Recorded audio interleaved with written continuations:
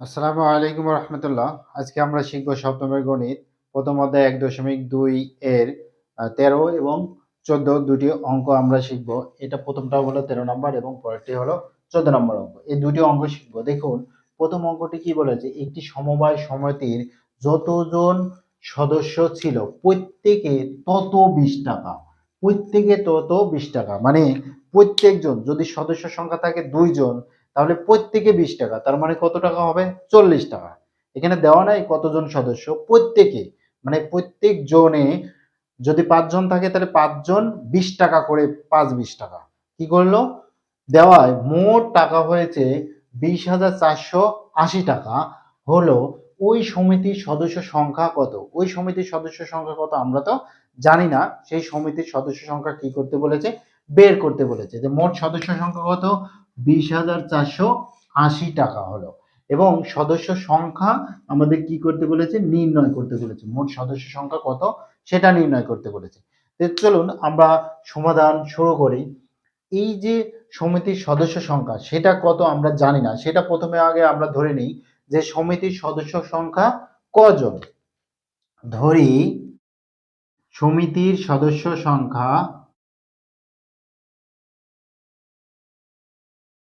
ক, আমরা ধরে নিলাম সমিতির সদস্য সংখ্যা কজন। এখন প্রত্যেকে কত টাকা করে দেয়, প্রত্যেকে, তাহলে প্রত্যেকে চাঁদার পরিমাণ,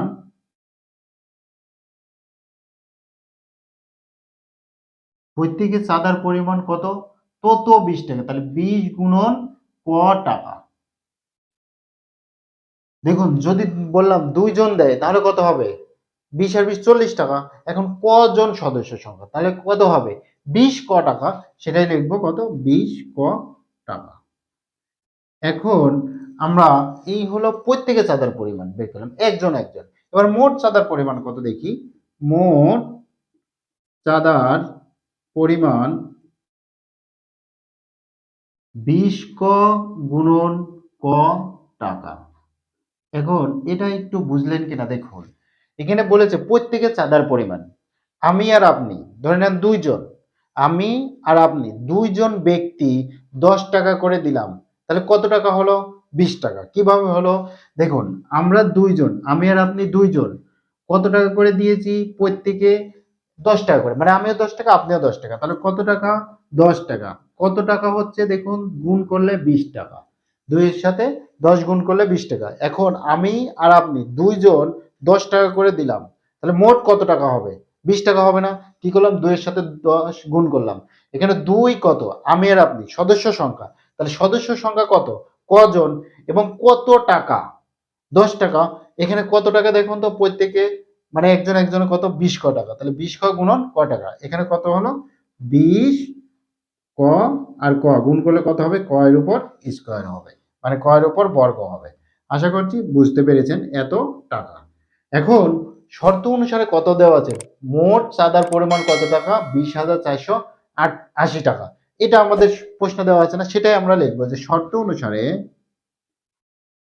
শর্তানুসারে কত, ২০ ক তার উপর স্কয়ার সমান আমাদের মোট কত টাকা দেওয়া আছে, ২০,৪৮০ টাকা।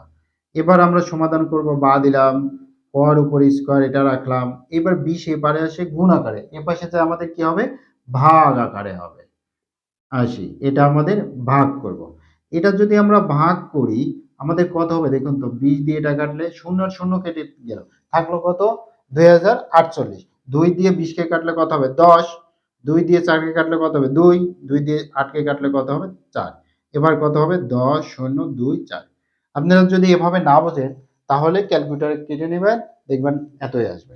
এবার আমরা কি করব, বা ক এর উপর যখন বর্গ ছিল আমরা দিব না, তখন এই পাশে আমাদের এই যে আমাদের কি চিহ্ন, বর্গমূল চিহ্ন অথবা রুট চিহ্ন আমাদের আসবে।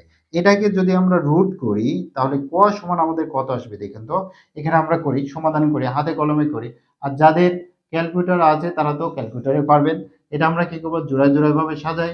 আমাদের এখানে কত নেব, ৩ নিব, ৩ কে বর্গ করলে কত হবে, ৯ হবে। ১০ থেকে ৯ বাদ দিলে ১ থাকবে, আমাদের আছে কত এখানে জোড়া আর কত, ২৪ আমরা লিখলাম। এবার ৩ কে ২ দ্বারা গুণ করলে কত হবে, ৬।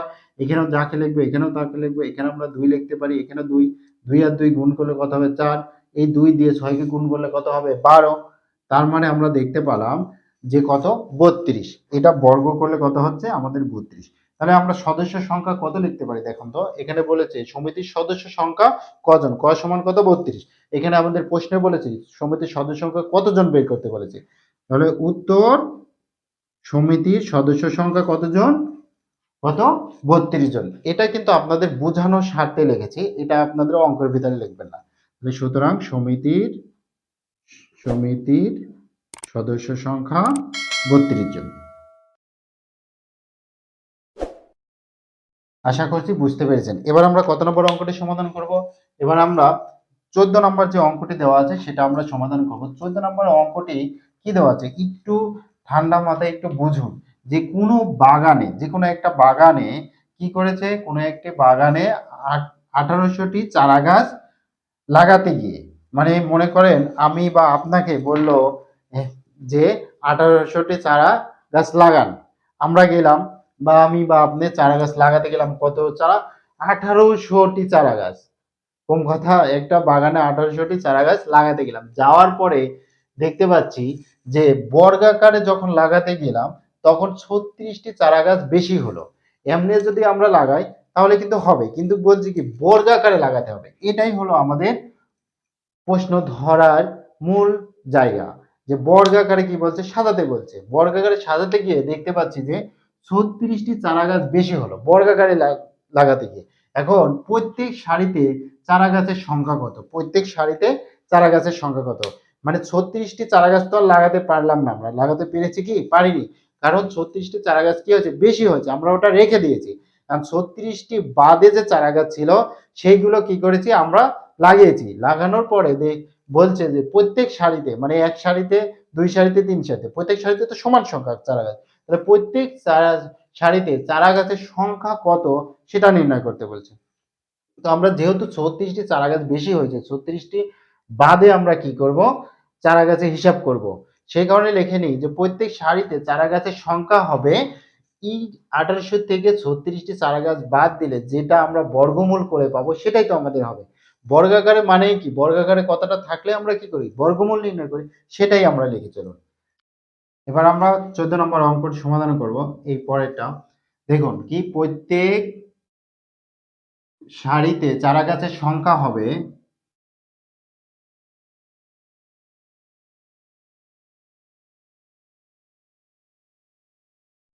এখন প্রত্যেক সারিতে এই চারা গাছ তো আমরা লাগাবো না, মানে বেশি হয়েছে সেটা আমরা বাদ দিই, বাদ দিলে কত হচ্ছে 10 থেকে 6 বাদ দিলে 4, 3 আর 1 4, তাহলে 6 7 1 টি এই চারা গাছ, প্রত্যেক সারিতে চারা গাছের সংখ্যা কত হবে এত, এর বর্গমূল যেটা হবে সেটাই তো হবে, তাহলে 1764 এর বর্গমূল, এর বর্গমূল যেটা হবে সেটাই আমাদের কি হবে প্রত্যেক সারিতে চারা গাছের সংখ্যা, সেটাই আমরা এখন বর্গমূল নির্ণয় করব, কত 17 6 4, আমরা দাগ দিলাম, দুইটাও জোড়ায় জোড়ায় ভাবে নিলাম, এখানে আমরা কত নেব 4 নেব, 4 কে বর্গ করলে কত হবে 16, আমরা 5 নিলে কত হবে 25 হবে, 5 আর 5 গুণ করলে 25 হবে, এখানে আছে আমাদের কত 17, তার মানে 5 নিতে পারবো 4 নিলাম, এখানে বিয়োগ করলে কত হবে 1 আর এটা আমাদের 64 লিখলাম। এবার 4 কে 2 দ্বারা গুণ করেন, 2 দ্বারা গুণ করলে কত হবে 8 হবে, এবার এখানে যাকে লিখবো এখানেও তাকে লিখবো, এখানে আমরা 2 লিখতে পারবো, এখানে 2 লিখতে পারবো, 2 আর 2 গুণ করলে কত হবে 4, 2 দিয়ে 8 কে গুণ করলে কত হবে 16, তার মানে দেখতে পাচ্ছি 42টি চারা গাছ, মানে প্রত্যেক সারিতে চারা গাছের সংখ্যা কত 42টি, সেই কথাটুকু লিখি, উত্তর প্রত্যেক সারিতে চারা গাছের সংখ্যা 42টি। আশা করছি বুঝতে পেরেছেন। সামনের পর্ব দেখার আমন্ত্রণ জানিয়ে আজকের পর্ব এখানে শেষ করেছি। যারা চ্যানেলটি সাবস্ক্রাইব করেনি অবশ্যই চ্যানেলটি সাবস্ক্রাইব করবেন। আসসালামু আলাইকুম ওয়া রাহমাতুল্লাহ। Hey there. Subscribe to my channel. And also press this bell icon.